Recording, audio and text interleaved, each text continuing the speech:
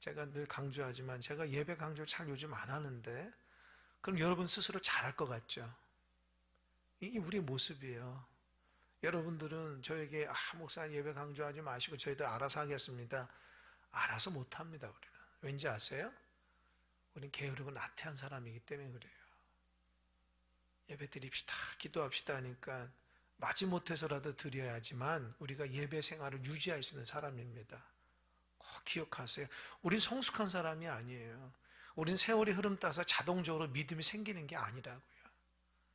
왜 교회에서 평생을 교회에서 주무시면서 기도하시는 권사님 두 분이 계셔요? 응? 왜 그럴까요?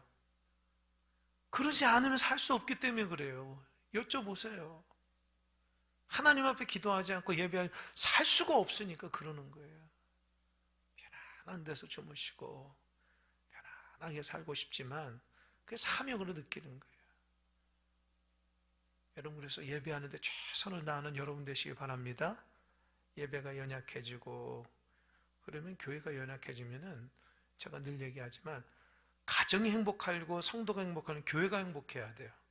그러니까 교회가 평안하고 기뻐야지 내 삶이 기쁘고 즐겁고 가정이 평안합니다. 그거 느끼십니까? 그거 느끼셔요? 교회는 엉망진창인데 내 삶이 즐겁다. 문제가 있는 거예요. 교회는 어지럽고 힘들고 문제가 있는데 내 삶은 즐겁다. 문제가 있는 거예요. 영적인 삶은 교회와 내 삶이 동일시돼요. 교회가 은혜로울 때 나도 은혜로워야 돼요. 그러니까 여러분들 신앙생활 잘할 때 교회가 행복해지고 교회가 행복해지면 내 삶이 즐거운 거예요. 할렐루야. 꼭 기억하세요. 그래서 여러분의 삶 한 사람 한 사람 예배하고 기도하고 하나님 앞에 은혜 받는 것이 우리 공동체와 내 삶의 행복을 위한 것이라는 거예요. 요즘에 제가 기도하고 있습니다. 우리 교인들 영적인 삶에 대해서 더 열정, 누굴 탓하기보다 내 스스로 먼저 예배자가 돼야 돼요. 다 먼저. 누구 예배 안 나온다. 그럴 필요가 없어요. 내가 스스로 내 자신부터 하나님 앞에 예배자가 되면 하나님께서 그 예배 가운데 은혜 주십니다. 오늘 말씀은 참 은혜로운, 다 은혜로운 말씀이죠. 근데 오늘 말씀은 이 히브리서 저자가 갖고 있는 그 안타까움이 있어요. 안타까움.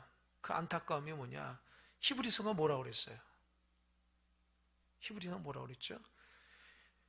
이방인이었는데, 아니 유대인이었는데 예수님을 영접해서 크리스찬이 된 거예요.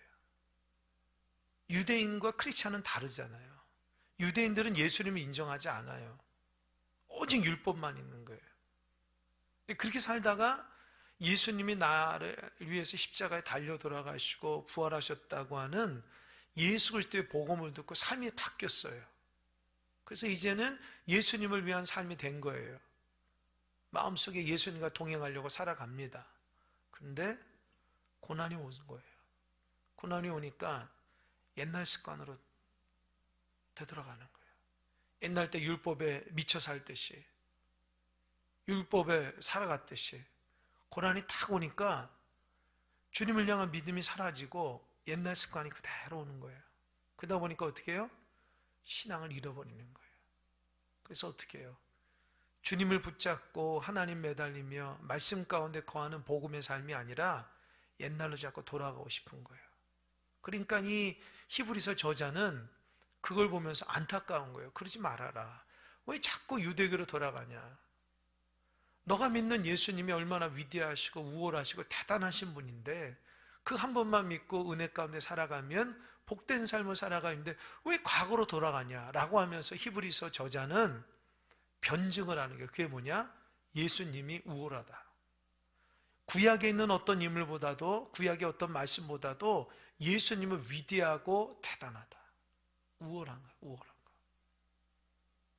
그게 변증이거든요. 변증.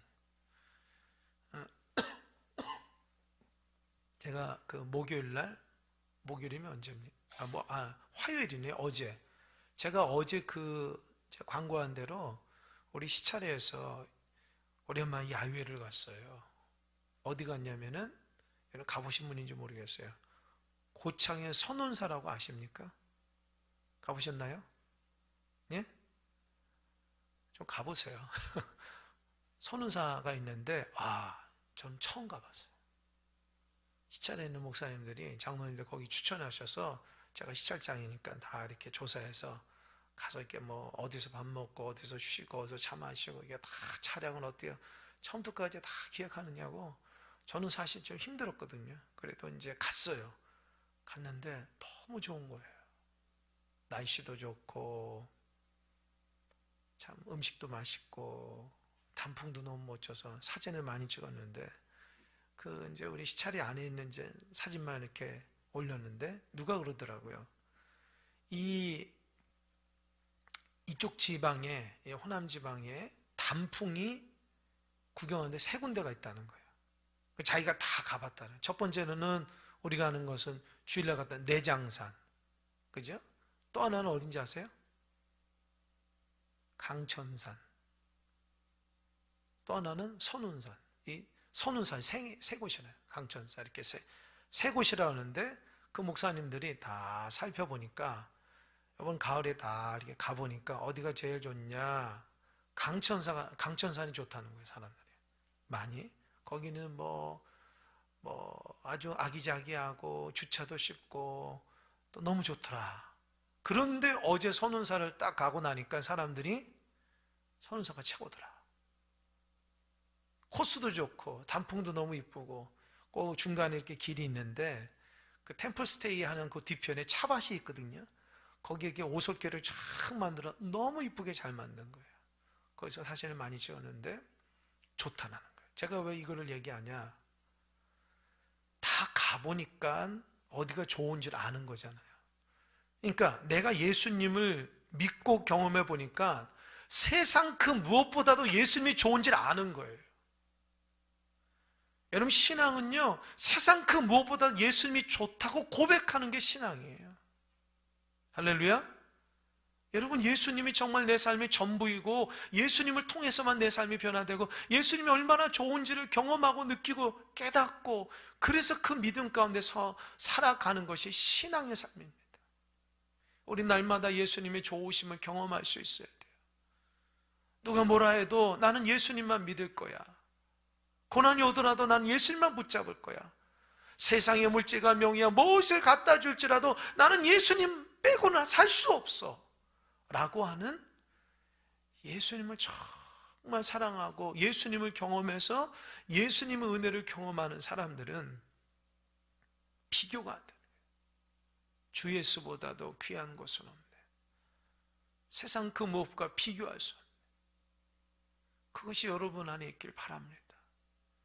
우린 예수님 믿을 때에 눈물콧물 다 흘리고 예수님이 나의 전부라고 얘기해놓고 우린 살아가면서 점점 더 주님의 그 사랑이 더 커지고 느껴져야 되는데 약해질 때가 많잖아요. 그래서 오늘 말씀을 통해서 히브리서 기자가 말씀하고 있는, 주님밖에 없다. 너 고난일더라도 다시금 과거로 돌아가는 유대교로 돌아가지 말고 예수님만 온전히 붙잡음으로 인해서 너 삶 가운데 고난을 넉넉히 이겨나가라 라는 말씀에 은혜 받으시기 바랍니다. 지난 시간에는 무슨 말씀이냐면 굉장히 중요한 말씀이었어요. 여러분, 이 말씀 아시죠? 하나님의 말씀은 살아있고 활력이 있어 좌우에 날선 어떤 것보다도 예리하여 혼과 영감이 관조가 고소를 찔러 쪼개기까지 하며 또 마음의 생각과 뜻을 판단한다. 이 말씀이 그 4장 12절의 말씀, 우리가 잘 아는 말씀인데 이 말씀이 어떤 말씀의 능력을 얘기하는 거라 우리 그렇게 알고 있잖아요. 사실은 이 말씀을 분석하면은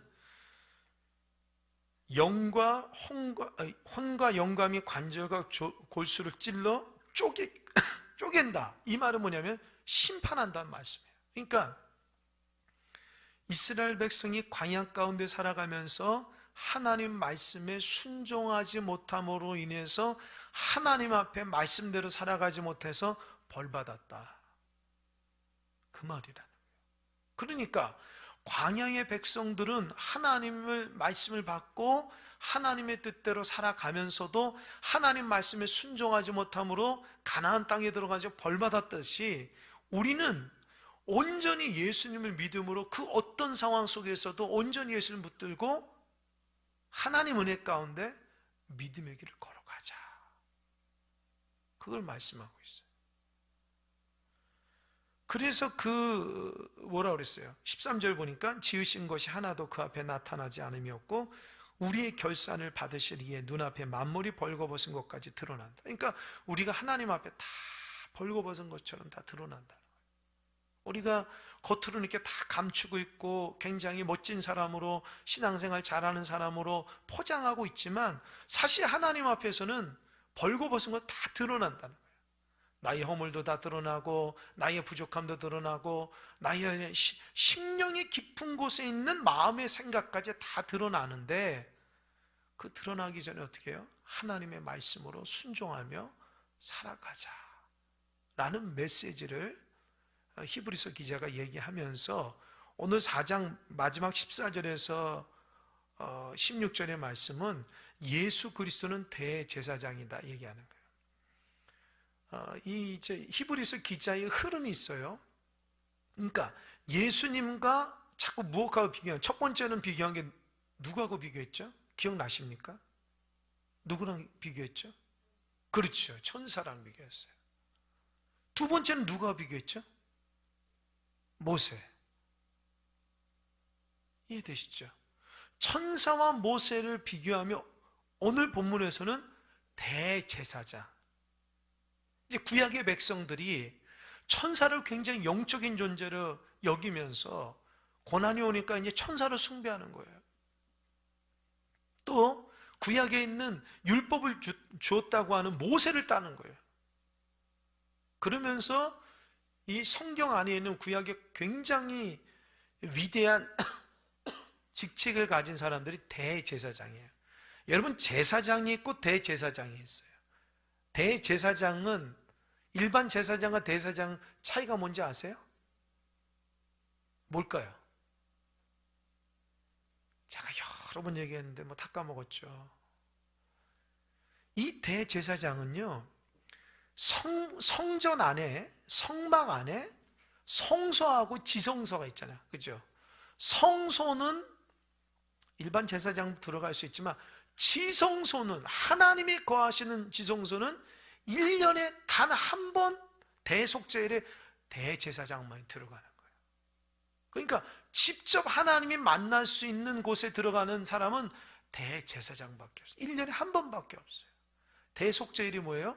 백성의 모든 죄를 끌어안고 하나님 앞에 잘못하고 용서해달라고 깨끗게 해달라고 들어가는 거예요. 만약에 대제사장이 그런 중보자의 역할을 못하면 백성의 죄는 그대로 인해서 망할 수밖에 없는 거예요.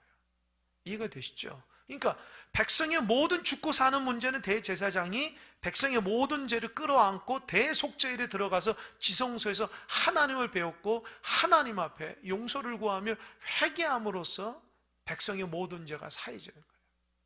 그러니까 대제사장은 대단하죠. 중보자예요. 그리고 대제사장은 아론의 후손으로다. 후손으로. 그러니까 이 아론의 후손으로 대제사장 계보가 있다가 예수님 로마 시대 와서는 어떻게 했어요? 이게 없어졌어요. 그래서 이 로마의 집권자들이 자기한테 잘 아부자라는 사람을 대제사장을 맡겨버려요. 원래는 혈통적으로 있는데, 그러니까 대제사장이 예수님 당시 타락할 수밖에 없는 이유가 뭐예요? 하나님으로부터 기름 부음 받거나 하나님으로부터 혈통이 오는 것이 아니라 집권자에게 아부자라는 사람을 맡겼다 쓰니까 그 대제사장이 하나님의 뜻을 잘 깨닫지를 못하는 거예요. 사람의 입맛에 맞는 대언을 하는 거예요. 그러니까 이 구약에 있는 이 대제사장은 백성들과 하나님을 연결해 주시는 역할을 하고 있는데 굉장히 중요한 사람인데, 직책인데, 이 오늘 본문에 있어서 히브리서 기자는 예수님이 대제사장이라. 그 대제사장이 있는데 여러분 대자가 큰 대자잖아요. 그죠? 대제사장. 근데 오늘 14절 보니까 뭐라고 그랬어요? 그러므로 우리에게 무슨 대제사장? 뭐라고 그랬죠? 그죠? 대제사장도 큰데 큰 대제사장이라네. 그러니까 비교가 안 되는 더 크신 분이에요. 그게 누구예요? 예수님이에요. 그러므로 우리에게 큰 대제사장이 계시니 승천하시니 곧 하나님의 아들 예수시라. 우리가 믿는 도리를 굳게 잡을지어다. 여러분, 대제사장은 승천을 못하는 거예요. 죽는 거예요. 근데 예수님은 죽고 부활하셔서 승천하셨다는 거예요. 이해가 되시죠? 비교가 안 된다. 아까 말씀드린 것처럼 자기가 다 산에 단풍이 뭔지를 다 가보고 뭔가 좋은지 직접 경험했듯이 이 히브리서 기자는 예수님과 또 구약의 모든 것들을 다 경험해 보니까 비교가 안 된다는 거예요. 그러니까 여러분들도 예수님을 깊이 체험해야 돼요. 진짜 예수님이 얼마나 좋은지를 느끼고 깨달아야 돼요. 그래야지 그 예수님을 변치 않는 믿음이 생깁니다. 세상보다도 예수님을 더 좋아해야 돼요. 진짜 누구보다도 더 예수님을 귀하게 여길 수 있어야 돼요. 저는 어렸을 때부터 교회에서 이렇게 커가면서 교회 학교하고 뭐 청년 시절 하고 또 이제 사역자로 살아가면서 제가 봤던 어르신들의 신앙은 늘 기도하고 예배할 눈물을 흘리시는 분들이 참 많았어요. 그렇게 찬양하면, 예수님 찬양하면 그런 분들이 참 많았어요. 그래서 그분들에게서 제가 어렸을 때 볼 때는 저분은 어떻게 해서 저렇게 예수님 사랑할까? 어떻게 찬양하다 저렇게 눈물이 날까? 어떻게 말씀 듣다가 저렇게 눈물이 나고 기도하다가 눈물금으로 쏟을 수 있을까? 애통할 수 있을까? 그때 제가 잘 이해가 못했어요. 왜요? 예수님이 인격적으로 잘 모시지 못했나 봐요. 그러나 예수님을 나의 구주로 온전히 인격적으로 모시고 평생을 믿음 따라 말씀 따라 살아가 보니까 진짜 주님밖에 없더라고요. 주님만이 나의 기쁨이고 주님만이 나의 전부고 주님만이 나의 소망이 되시는 것밖에 없더라고요. 그래서 누가 뭐래도 주님이 어떤 분인가를 분명하게 얘기할 수 있는 어느 순간 그런 사람이 돼버린 거예요. 그러니까 여러분도 마찬가지예요. 누가 여러분에게 당신은 신앙생활하면서 뭐를 가장 귀하게 여깁니까? 물어보면 여러분 입에서 뭐가 나와야 돼요? 예수님밖에 없어요 라고 나와야 돼요. 예수님밖에 없어요. 예수님이 나의 소망입니다. 예수님 나의 전부입니다. 할렐루야. 예수님 때문에 오늘도 살아갑니다. 고백할 수 있어야 돼요. 근데 그 고백 가운데 여러분 삶이 따라가줘야 돼요. 딱 봤을 때 저 사람 예수의 사람이 느낄 수 있어야 돼요. 말로만 예수의 사람이고 행동은 예수의 모습이 드러나지 않으면 우리 부끄러움 당하는 거예요. 여러분 우리가 예수님밖에 없습니다 라는 고백을 해야 되는데 오늘 본문에 구약에 있는 대제사장보다 우리 예수님은 큰 대제사장, 그는 하늘에 승천했다. 그러므로 그는 하나님의 아들이다. 여러분 대제사장이 아들이 아니에요. 대제사장은 사람이라고요. 그러나 유일하게 대제사장이 하나님의 아들인데 예수님밖에 없는 거예요. 그래서 어떻게 해요? 우리가 믿는 도리를 굳게 잡아요. 그러니까 하나님의 아들이신 예수 그리스도가 대제사장이니까 얼마나 우리의 삶을 하나님께 잘 연결시켜 주겠냐는 거예요. 그래서 그 예수님의 믿음의 도리, 신앙을 굳건하게 붙잡으면 예수님이 우리의 연약함을 어떻게 해요? 하나님 앞에 잘 연결함으로 우리가 든든히 서갈 수 있다는 거예요. 고난도 이겨나갈 수 있다는 거예요. 15절 다 같이 읽어보겠습니다. 시작. 우리에게 있는 대제사장은 우리의 연약함을 동정하지 못하시리가 아니요 모든 일에 우리의 똑같이 시험을 받으시니로되 죄는 없으시니라. 그러면 예수님의 그 대제사장의 특징이 뭘까요? 여러분 기독교 역사상 2단이라고 하죠. 2단. 2단의 기준이 뭔지 아세요? 제가 신학교 때 2단 그 강의를 들으면서 그 교수님이 그러더라고요. 2단의 기준은 한 가지라는 거예요. 잘 들으세요. 예수님이 참 하나님이고 참 인간이라는 거 부인하면은 2단이라는 거예요. 무슨 말인지 알겠어요? 그러니까 예수님을 두 가지로 얘기해야 돼요.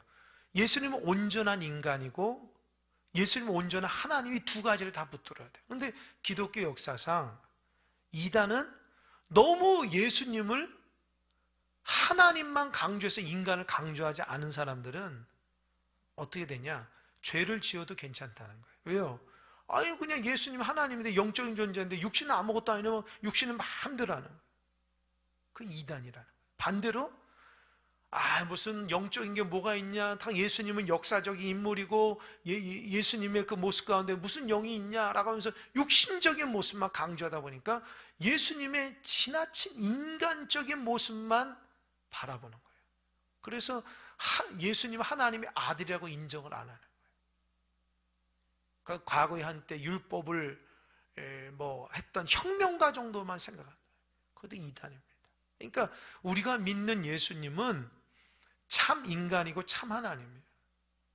근데 여러분, 예수님이 참 인간이 되셨다는 말이 나에게 무슨 의미, 우리에게 무슨 의미가 있을까요? 예수님이 인간의 모습으로 오셨잖아요. 근데 그것이 나에게는 무슨 연관이 있을까요? 여러분, 예수님 오셔서 어디에 달려 돌아가셨죠? 십자가에 달려 돌아가셨어요. 그때 예수님께서 이 십자가상에서 참 고통을 부르짖습니다.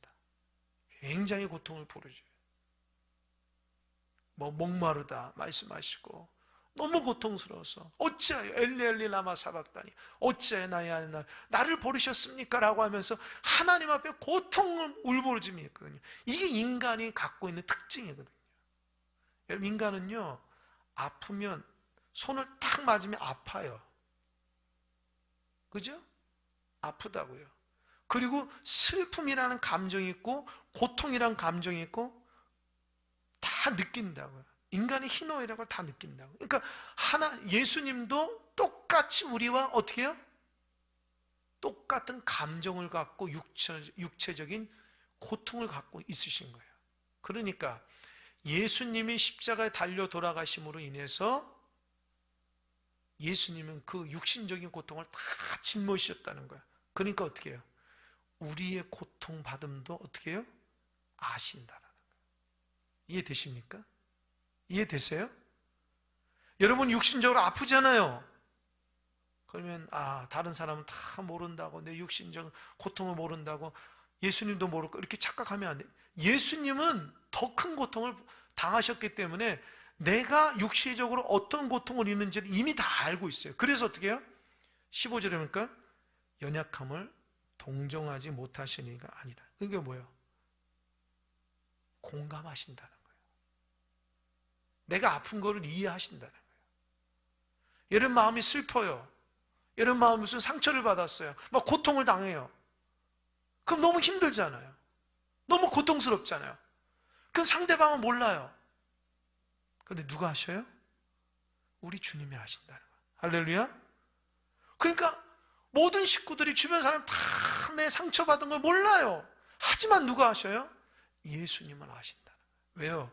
예수님도 십자가 달려 돌아가시면서 수없이 많은 모욕과 고통을 당하셨기 때문에 아신다는 거예요. 이해가 되시죠? 그러니까 여러분의 육신적인 질병, 마음의 고통, 상처, 아픔, 기쁨 다 어떻게 해야 돼요? 주님과 교통하셔야 돼요. 그래야지 우리의 삶이, 우리의 모든 것들이 회복될 수 있어요. 이해가 되시죠? 어리석은 사람은 자꾸 나의 어떤 기쁨과 슬픔과 고통과 아픔과 상처를 사람으로 해결하려고 그래요.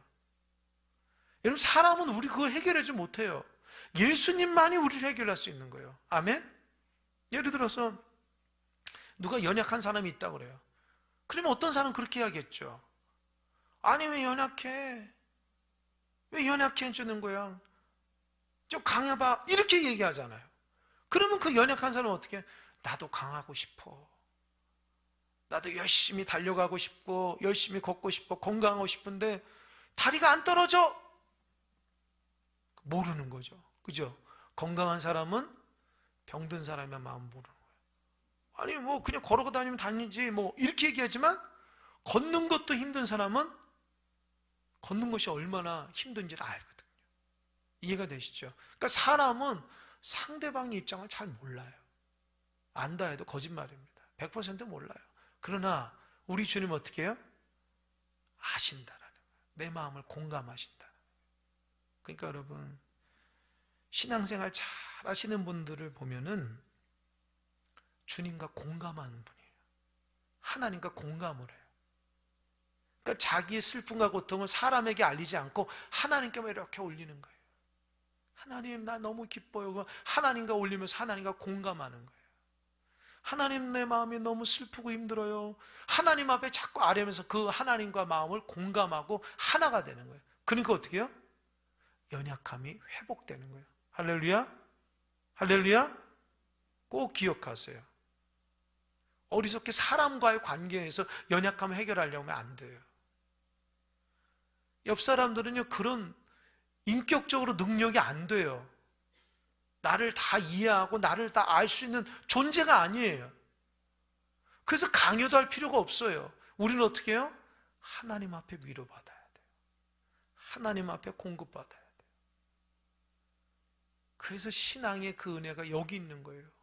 예수님이 왜 이 땅에 십자가를 짊어지냐? 물론 우리를 구원하시지만 우리의 연약한 부분, 우리의 부족한 부분, 우리의 상처는 다 그때 아셨다라는 거예요.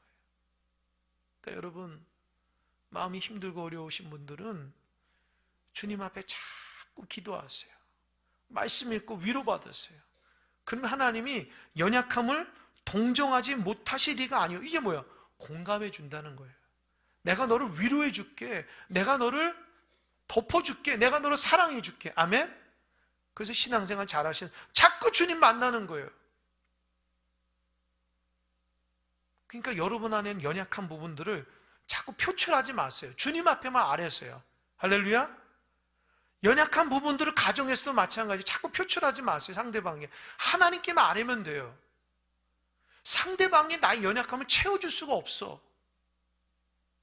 근데 채워줄 수 있는 양만 강조해봤자 안 돼요. 우리의 마음을 아신 분은 주님밖에 없어요. 할렐루야? 그래서 기도함으로 눈물을 주시고 위로하고 내가 너를 아느니라. 내가 너와 함께 하느니라. 그렇게 위로를 해주는 거예요. 그럴 때 위로가 되는 거예요. 그러니까 어떻게 해요? 지금 그 유대인이었다 크리스찬 있는 사람들이 신앙생활 하다가 고난을 당하잖아요. 얼마나 많은 상처와 고통이 있겠습니까? 그럼 어떻게 해요? 큰 대제사장인 주님을 의지할 때에 주님이 어떻게 해요?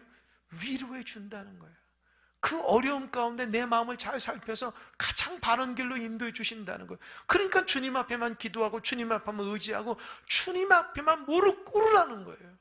그러면 그분이 공감해 주시고 동정해 주시고 사랑해 주신다는 거예요. 할렐루야. 여러분, 하나님 앞에 눈물을 많이 흘리십시오. 눈물을 많이 흘리시면 여러분의 얼굴이 예수님의 얼굴이 됩니다. 예수님의 얼굴이. 야고보 사도는 또 너무 많이 기도를 하니까 낙타 무릎이라는 별명을 얻어서 너무 하나님 앞에 무릎 꿇고 기도하는데 이 낙타 무릎처럼 너무 이렇게 무릎이 낙타처럼 된 거, 하도 무릎 꿇고 하나님 기도하니까. 그리고 야고보 사도는 하도 하나님께 눈물을 흘리니까 이 얼굴에 이렇게 자국이 있었다는 거예요. 우리가 야고보 사도를 불쌍히 여깁니까? 아니잖아요. 평생을 하나님 앞에 낙타 무릎처럼 기도하고 하나님 앞에 기도하며 눈물을 흘리는 아주 귀한 종으로 여기잖아요. 그러니까 여러분도 마찬가지. 그 하나님 앞에 위로받은 야고보 사도가 수많은 사람들을 살렸어요. 수많은 사람들을 하나님의 귀한 은혜로 이끌었다고요. 그래서 여러분들 고난 있을 때 주님 앞에만 위로받는 여러분 되시길 바랍니다. 그러니까 혼자 하나님 앞에 기도하고 혼자 하나님의 말씀 보는 시간들이 있어야 돼요. 너무 분주하니까 하나님과의 1대1 시간이 없어요. 여러분 하루 24시간이에요. 24시간인데 단 10분도 하루 동안 하나님 앞에 기도할 시간이 없어요? 얼마나 하나님이 안타깝겠어요. 나는 너하고 만나고 싶은데, 난 너하고 대하고 싶은데, 나는 내 상처를 아물게고 싶은데, 나는 너에게 바른 길을 제시하고 싶은데 우리 하나님 앞에 기도하려고 하지 않아요. 귀를 기울이려고 하지 않아요. 말씀대로 살아가려지 않아요. 거기서 인생의 문제가 생기는 거예요. 하나님 백성이 하나님의 뜻을 찾지 못하면 방황하게 되고, 방황하게 되면은 내 인생이 참 힘들어지는 거예요. 근데 놀랍게도 방황하는 사람은 자기가 방황하는 걸 압니다. 알아요. 내가 지금 신앙적으로 방황하고 있고 알아요. 우린 영적인 사람인지를 안다고요. 그럼 어떻게 해요? 하나님의 은혜로 회복돼야 돼요. 회복돼야 돼요. 방황이 계속 길어지잖아요. 그 인생이 망가져요. 하나님의 소중한 그 인생이 망가져요. 그래서 하나님의 말씀을 들어도 그 말씀을 피드백이 안 돼요. 하나님 앞에 눈물도 마르고 하나님 앞에 소중한 그 아름다운 신앙을 다 까먹게 돼요. 그러면 어떻게 되는지 아세요? 하나님 없는 지옥 같은 삶을 살아가게 되는 거예요. 여러분 안에 있는 한 사람도 그런 사람 없기를 바랍니다. 마음이 천국의 삶을 살아야지 지옥의 삶을 살면서 믿는 자라 하면 하나님 보시기엔 부끄러운 자예요. 천국의 삶을 살아가는 거예요. 그리고 보세요. 15절 우리에게 있는 대제사장 우리의 연약함을 동정하지 못하시리가 아니요 모든 일에 우리가 똑같이 어떻게 해요? 시험받아 가요. 여러분 예수님도 광야 40일 동안 시험 받으셨잖아요. 그죠? 우리야 똑같이 우리도 시험을 받는다요 안 받는 거예요? 시험 받아요. 그러니까 여러분 시험을 잘 통과해야 돼요. 따라요. 시험을 잘 통과하자. 시험 넘어지면 끝장나는 거예요. 여러분 예수님의 세 가지 시험이 뭐예요? 너 하나님의 아들이라면 이 돌을 떡덩이가 되게 하라. 예수님 그거 못 만들어요? 안다고요. 그런데 예수님이 떡을 만드는 순간 모든 사람들은 예수님의 뭐를 봐요? 떡 만드는 기적만 본다고요. 그건 예수님은 원치 않았어요. 나는 기적을 베풀려고 온 것이 아니라 나는 너희를 위해서 죽으러 하는 거예요. 예수는 넘어가지 않았어요. 그러니까 여러분들 자꾸 세상적인 거, 의식주의에 대해서 지나치게 매달리는 사람은 반드시 시험이 옵니다. 사탄은 의식주의를 가지고 여러분 자꾸 건드려요. 너 더 좋은 집 살고, 너 더 좋은 음식 먹고, 너 더 좋은 돈 가지고, 그 능력 가지고 살아가려 자꾸 사탄이 여러분 건드립니다. 주님이 여러분에게 너 더 좋은 집 살고, 너 더 좋은 거 먹고, 더 좋은 많이 부르가 주님이 그렇게 얘기하신 분이 아니에요. 우리가 그렇게 정의를 해버린다니까. 여러분 생각해 보세요. 여러분 어떻게 느끼냐면 여러분 부자 되는 거하고 하나님과 무슨 상관이 있죠? 대답해 보세요. 여러분 부자 되면은 하나님 여러분 더 사랑하는 걸까요? 여러분 주머니에 돈이 많으면 하나님 여러분 더 사랑하는 사람이에요? 그럼 가난한 사람들은 하나님 사랑 못 받는 사람이에요? 넓은 집에서 살면 축복받은 사람이고 단칸방에 사는 사람들은 하나님 사랑 못 받는 사람이에요? 이게 자본주의 생각이 신앙하고 맞들어뜨니까 내가 잘 살고 잘 먹고 잘 되면 그게 하나님께서 축복하는 걸 착각한다고요. 하나님의 축복은 거의 있지 않아요. 하나님의 축복은 우리가 하나님의 백성답게 하나님 말씀대로 살아가는 축복의 역입니다. 할렐루야. 그게 축복의 기준이에요. 그러니까 내가 하나님 말씀을 잊어버리고 내 마음대로 살아가면 축복 못 받은 거예요. 성경을 보면 그게 나오잖아요. 근데 나는 자꾸 자본주의 생각을 가지고 하나님 앞에서도 자본주의적으로 기도를 하는 거예요. 하나님 나 돈 많이 주세요. 그 하나님 그러나 너 그거 가지고 뭐 하게? 뭐 하겠어요? 하나님 나라를 왜 쓰겠어요? 그런 사람이 몇이나 있어요. 잘 먹고 잘 살아. 그러니까 하나님의 그래 잘 먹고 잘 사는데 내가 너한테 이제껏 줬는데도 욕심 부릴래? 여러분 생각해 보세요. 여러분 지금 하나님 앞에 기도하고 추구하는 삶이 하나님하고 무슨 상관인지 생각해 보세요. 너희는 먼저 그의 나라 그의 의를 구하라. 그리하면 이 모든 것을 너에게 주시리라. 할렐루야. 근데 안 주시는 것처럼 그렇게 왜 욕심 부리며 살아갑니까? 하나님 여러분의 직장도 주셨고 집도 주셨고 가정도 주셨고 다 주셨잖아요. 그럼 감사하고 기뻐하고 되는데 또 달라고 쓸 줄도 모르고 베풀 줄도 모르고 나눌 줄도 모르고 섬길 줄도 모르고 하나님 여러분 보면서 뭐라고 했어요? 이런 욕심꾸러기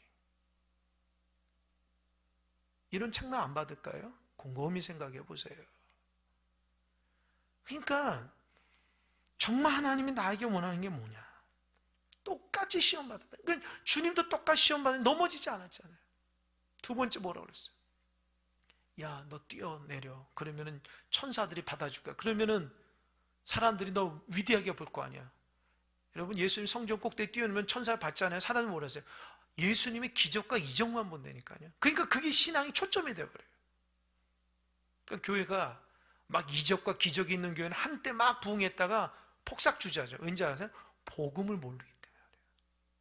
기적 따라 살아가는 사람은 반드시 끝에는 어디 있어요? 이단 있는 데 가 있어요. 왜요? 이단은 기적과 이적만 추구하거든요. 그런 사람들만 모이는 것이에요. 세 번째, 예수님 시험은 뭐예요? 천하 만국을 다 내가 공중권세 잡으로서 이 부귀영화를 내가 다 줄게. 너 나한테 전하면 내가 다 줄게. 사탄아 물러가라 하잖아요.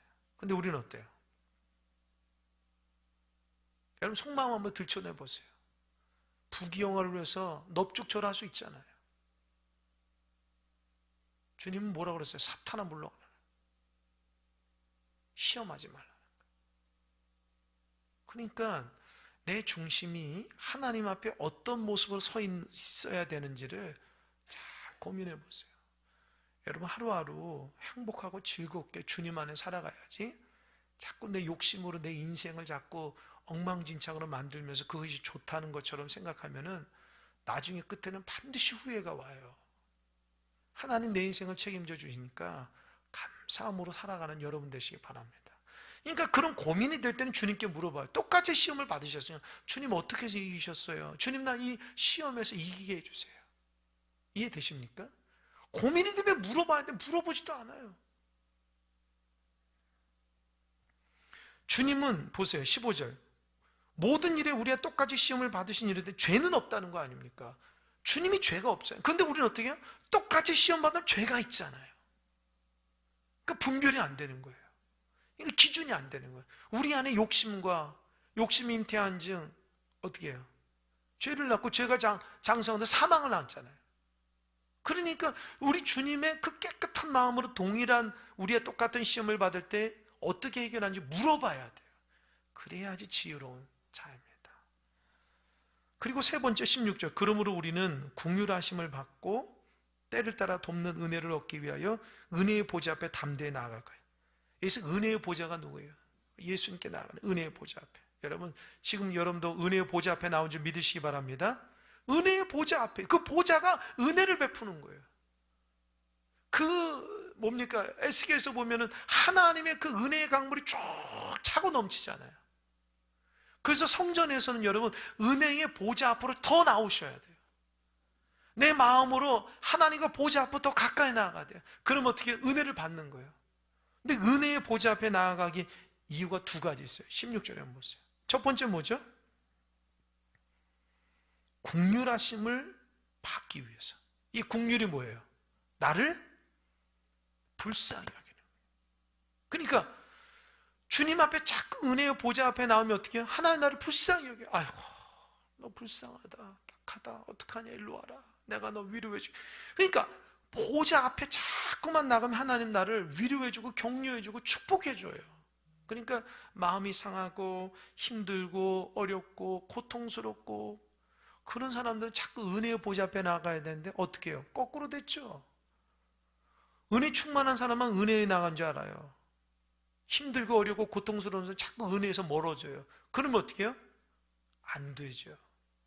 그러니까 마음이 상하고 힘들고 어려운 사람들은, 상처받은 사람은 은혜의 보좌 앞에 나오지 긍휼하심이 하나님의 은혜를 자꾸 덧입는 거예요. 그래서 여러분 은혜의 보좌 앞에 최선을 다해 나가시기 바랍니다. 그래야지 하나님의 긍휼과 사랑을 경험하게 돼요. 진짜 그 어마어마한 주의 사랑을 경험하게 돼요. 두 번째는 뭐예요? 때를 따라 돕는 은혜를 얻기 위하여. 때를 따라. 그러니까 우리가 꼭 필요한 게 있잖아요. 성경에서는 그 이스라엘 백성에게 주신 하나님의 은혜 중에 이른 비와 늦은 비가 있어요.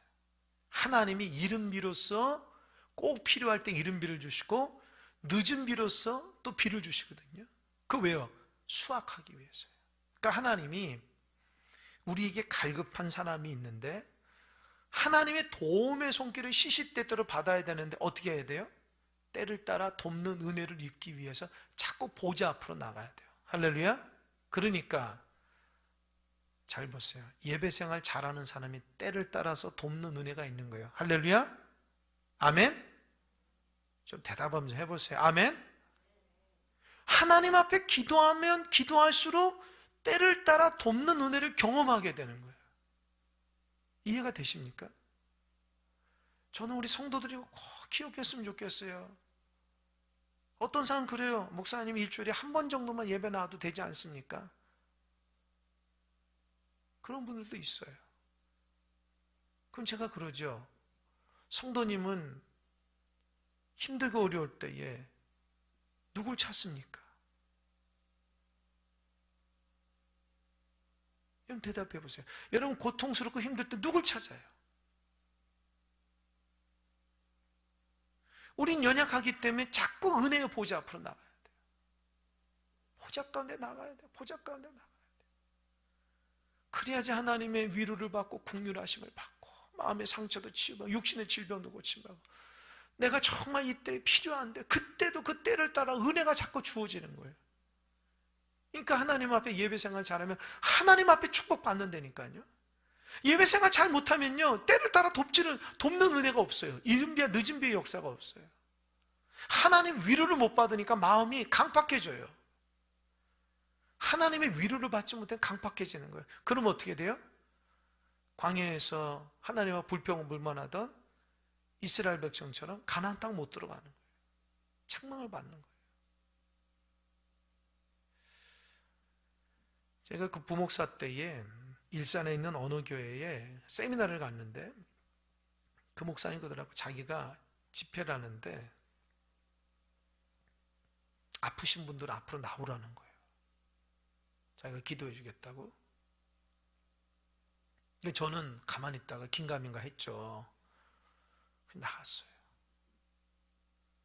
나가서 이 강대상 앞에서 다 무릎 꿇으라는 거예요. 다 무릎 꿇고 그분이 하신 분 다른 거 없어요. 이 시간 주님 앞에 여러분 마음을 다 쏟아냅시다 하면서 30분을 기도시키더라. 진짜 그런데 기적이 일어나요. 거기서 통곡하고 거기서 회복되고 거기서 넘어지고 막 쓰러지고 하나님께 부르짖고 어떤 분이 쓰러져 입신 같은 거 하시더라.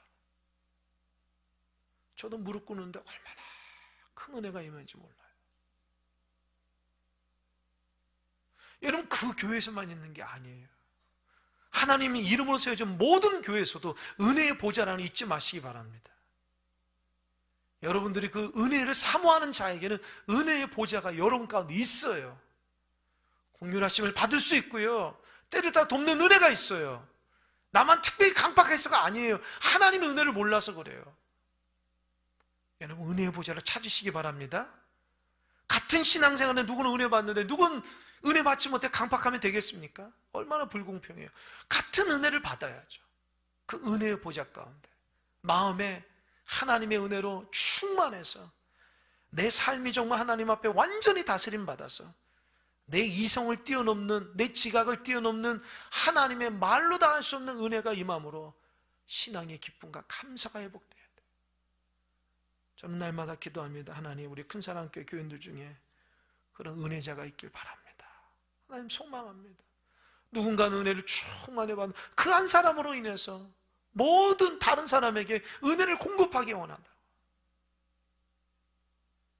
여러분들 그런 사람 되시길 바랍니다. 좋으신 예수님을 경험하고 느끼셔야 돼요. 그래야지 신앙이 기뻐요. 평생 여러분이 진짜 예수님 잘 믿다가 나로 하여금 죽어가는 영혼도 살리면 하나님 얼마나 기뻐하겠어요. 나 한 사람 구원받고 축복받게 믿는 것이 아니라 예수님의 은혜를 자꾸 흘려보내면 내 가정이 변화되고 내 주변이 변화되고 내 직장이 변화되고 주님이 얼마나 좋겠어요. 그런 사모함과 귀함을 느끼며 살아가는 여러분 되시길 바랍니다. 여러분 꼭 기억하세요. 주님은 은혜의 보좌 앞에 나오는 자에게 긍휼하심과 때를 따라 돕는 은혜를 주신다고요. 꼭 마음속에 기억하는 여러분 되시길 바랍니다. 기도하겠습니다.